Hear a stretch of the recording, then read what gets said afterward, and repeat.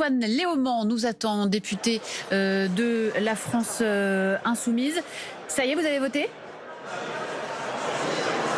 Bien sûr, je viens de déposer mon bulletin pour censurer le gouvernement de Michel Barnier parce que nous ne pouvons pas accepter ce budget de la sécurité sociale qui réduit les moyens de manière considérable pour l'hôpital, pour nos EHPAD. Nous avons besoin au contraire d'un budget qui aille chercher l'impôt dans les poches des plus fortunés et qui permette de financer correctement nos services publics. Marine Le Pen a pris la parole, elle s'est dit contrainte de mêler ses voix à celles de l'extrême gauche. Est-ce que vous pourriez dire la même chose, vous, ce soir ? On a été contraints de mêler nos voix à celles de l'extrême droite ? Non, Madame Le Pen vote la censure déposée par le nouveau Front Populaire, ce qui est logique puisque nous sommes le groupe le plus nombreux à l'Assemblée nationale. Nous avons déposé cette motion de censure en conscience parce que si vous regardez bien le chemin qui a été fait par ce texte, il avait été voté pour sa partie recette à l'Assemblée nationale avec les amendements du nouveau Front Populaire. Nous avions, nous, sorti un budget de la sécurité sociale qui permettait de dégager 20 milliards d'euros supplémentaires en ne taxant que les plus riches de notre pays et non pas en imposant l'ensemble de la population. Et c'est finalement M. Barnier qui a décidé d'imposer ce budget d'austérité issu du Sénat. Antoine Léaumont, si le gouvernement tombe, ce qui est le plus probable, il va bien falloir en trouver un autre et un autre Premier ministre. Olivier Faure, aujourd'hui, dans une interview au Monde, dit on a vraiment des visions différentes avec la France Insoumise. Il dit cette phrase: nous proposons la nomination d'un Premier ministre de gauche qui applique les priorités, pas le programme, les priorités du NFP avec le souci permanent du compromis. Est-ce que le mot de priorité à la place de programme et ce souci du compromis, est-ce que c'est une feuille de route qui vous convient ou pas ? Écoutez, moi j'ai été élu sur un programme, pas sur des compromis et des priorités. J'ai été élu sur un programme d'ensemble. Quel compromis nous propose-t-on de faire avec des macronistes qui, la semaine dernière, ont refusé que nous puissions même avoir un vote sur l'abrogation de la réforme des retraites d'Emmanuel Macron? Le peuple français, dans son ensemble, est très favorablement opposé à la retraite à 64 ans.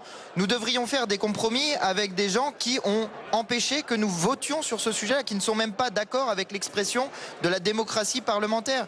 Ça n'est pas entendable. Donc ce qu'il faut faire, c'est effectivement nommer une première ministre de gauche. Madame Lucie Castet, c'est le nom que nous avions proposé et qui nous mettait d'accord, et que nous appliquions ce programme-là. Ensuite, sur la notion de compromis, je voudrais dire qu'il existe un truc qui s'appelle l'Assemblée nationale, dans lequel on dépose des textes de loi, on dépose des amendements et sur lequel on essaie de dégager des majorités. C'est comme ça, normalement, que fonctionne le compromis, je mets des guillemets, mais c'est comme ça que fonctionne normalement une démocratie parlementaire. Des amendements, des textes qui obtiennent au cas par cas des majorités quand on est dans des situations comme celle-ci. Antoine Léaumont, c'est pas tout à fait vrai. Vos collègues députés allemands se font élire sur des programmes. Après, il y a des résultats qui montrent ou pas, et qui montrent généralement que personne n'a la capacité numérique d'appliquer son programme.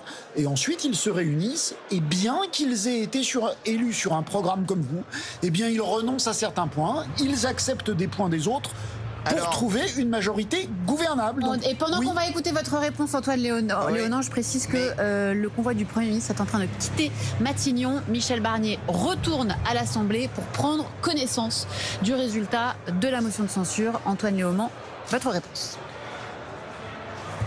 Je réponds sur la question des Allemands. Il ne vous aura pas échappé qu'ils ont un système électoral différent, qui est un système à la proportionnelle, qui invite à ce type de majorité qu'on construit après le résultat de l'élection, avec ces résultats à la proportionnelle. Nous, en France, nous avons un système dont, paraît-il, il créait de la stabilité avec cette 5e République qu'on nous vantait comme, certes, un petit peu autoritaire, mais qui néanmoins avait l'avantage de la stabilité. Eh bien, aujourd'hui, vous avez l'autoritarisme et l'instabilité. Il est donc temps de changer complètement de système, de passer à une 6e République, comme nous le disons depuis maintenant plusieurs années avec Jean-Luc Mélenchon. Et je crois que pour régler le problème démocratique qui est posé, désormais, le problème n'est plus seulement à Matignon, il est aussi à l'Élysée. Et M. Macron va devoir se rendre compte que le principal blocage démocratique du pays, c'est lui, et en tirer les conclusions en se retirant. Juste une question qui complète un petit peu ce que vous venez d'évoquer, mais avant qu'Emmanuel Macron se rende compte, il va quand même y avoir du temps, ça je pense que même vous pouvez le reconnaître. On a entendu Boris Vallaud à la tribune tout à l'heure dire « mieux vaut des petits pas imparfaits que des grands mots impuissants ».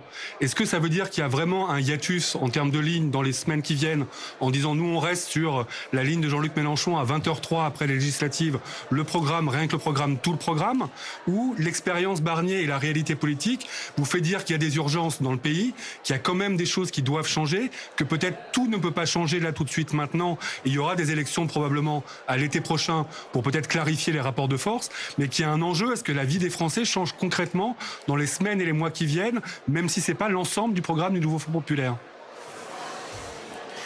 Vous avez raison, il y a un enjeu à ce que la vie des Français change dans les mois qui viennent avec l'augmentation des salaires, c'est ce que propose le nouveau Front populaire, avec l'abrogation de la réforme des retraites, c'est ce que propose le nouveau Front populaire, avec l'arrêt de ce budget d'austérité qui propose la suppression de 4000 postes d'enseignants. Bref, il y a intérêt effectivement à changer la vie des Français, mais avec qui voulez-vous que nous trouvions des compromis sur ces sujets-là? Nous avons essayé de le faire à l'Assemblée. Je vous le disais tout à l'heure, nous avons réussi à faire adopter la partie recette du projet de loi de finances de la sécurité sociale. Tout le monde l'oublie. Un certain nombre de dispositions sur la fiscalisation des dividendes, par exemple. Oui, d'accord, mais ça arrive aussi ce genre de choses. Le compromis avec les gens avec lesquels on est d'accord, il est plus simple, mais il n'est pas très efficace pour élargir les majorités. Vous m'avez pas bien entendu. Il y a des choses qu'il faut faire pour changer la vie des Français, qui requièrent un assentiment très très large dans la population française. Ça tombe bien, c'est dans notre programme la plupart du temps. Maintenant, au cas par cas, il faut faire des votes à l'Assemblée nationale qui permettent de faire passer des mesures. La situation de blocage qui existe en ce moment-là, elle n'est que le fait de gens qui n'ont pas voulu aller assez vite sur l'examen du projet de loi de finances de la sécurité sociale. Nous aurions pu tout à fait terminer l'examen du projet de loi de finances de la sécurité sociale à l'Assemblée, qu'il retourne au Sénat, qu'il revienne à l'Assemblée nationale, qu'on passe à un vote et que les gens prennent leurs responsabilités, non pas sur un Premier ministre qui s'engage avec un 49.3, mais sur un texte adopté par l'Assemblée nationale. Beaucoup de gens, à juste titre, disent que le cœur du pouvoir est à l'Assemblée nationale. Pourquoi est-ce que ce gouvernement s'acharne à essayer de brutaliser une Assemblée nationale qui aurait pu très bien faire son travail sans lui ? Une Assemblée nationale qui va rendre donc dans un instant le résultat de son vote. Merci beaucoup Antoine Léaunant d'avoir été avec nous en direct ce soir sur France Info.